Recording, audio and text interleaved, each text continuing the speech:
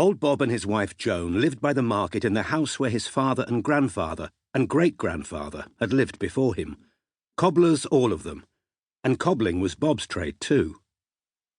Joan was a washerwoman, like her mother and her grandmother and her great-grandmother, back as far as anyone could remember. And if they'd had a son, he would have become a cobbler in his turn, and if they'd had a daughter, she would have learned the laundry trade, and so the world would have gone on. But they never had a child, whether boy or girl, and now they were getting old, it seemed less and less likely that they ever would, much as they would have liked to. One evening, as old Joan wrote a letter to her niece and old Bob sat trimming the heels of a new pair of tiny scarlet slippers he was making for the love of it, there came a knock at the door. Bob looked up with a jump. "Was that someone knocking?" he said. "What's the time?" The cuckoo clock answered him before Joan could. 10 o'clock. As soon as it had finished cuckooing, there came another knock, louder than before. Bob lit a candle and went through the dark shop to unlock the front door. Standing in the moonlight was a little boy in a page's uniform. It had once been smart, but it was sorely torn and stained, and the boy's face was scratched and grubby. "Bless my soul," said Bob. "Who are you?" "I was a rat," said the little boy.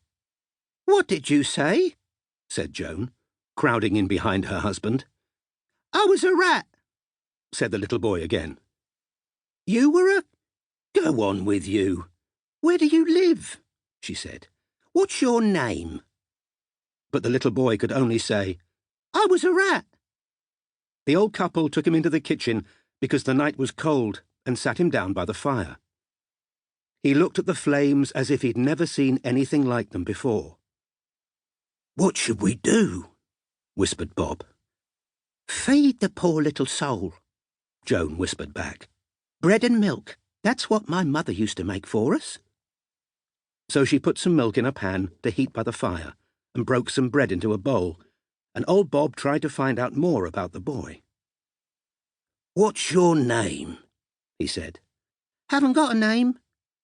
"Why, everyone's got a name. I'm Bob and this is Joan, and that's who we are, see? You sure you haven't got a name?" "I lost it. I forgot it. I was a rat," said the boy, as if that explained everything. "Oh," said Bob. "You got a nice uniform on anyway. I expect you're in service, are you?" The boy looked at his tattered uniform, puzzled. "Dunno," he said finally. "Dunno what that means. I expect I am, probably." "In service," said Bob. "That means being someone's servant, have a master or a mistress, and run errands for 'em. Page boys like you, they usually go along with the master or mistress in a coach, for instance." "Ah," said the boy. "Yes, I done that. I was a good page boy. I done everything right." "Course you did," said Bob, shifting his chair along as Joan came to the table with a bowl of warm bread and milk. She put it in front of the boy, and without a second's pause he put his face right down into the bowl and began to guzzle it up directly, his dirty little hands gripping the edge of the table. "What you doing?" said Joan. "Dear, oh dear! You don't eat like that. Use the spoon." The boy looked up, milk in his eyebrows, bread up his nose, his chin dripping. "He doesn't know anything, poor little thing," said Joan.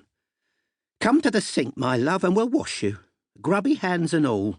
Look at you." The boy tried to look at himself, but he was reluctant to leave the bowl. "That's nice," he said. "I like that." "It'll still be here when you come back," said Bob. "I've had my supper already. I'll look after it for you." The boy looked wonder-struck at this idea. He watched over his shoulder as Joan led him to the kitchen sink and tipped in some water from the kettle, and while she was washing him, he kept twisting his wet face round to look from Bob to the bowl and back again. "That's better," said Joan, rubbing him dry. "Now, you be a good boy and eat with the spoon." "Yes, I will," he said, nodding. "I'm surprised they didn't teach you manners when you was a page boy," she said. "I was a rat," he said.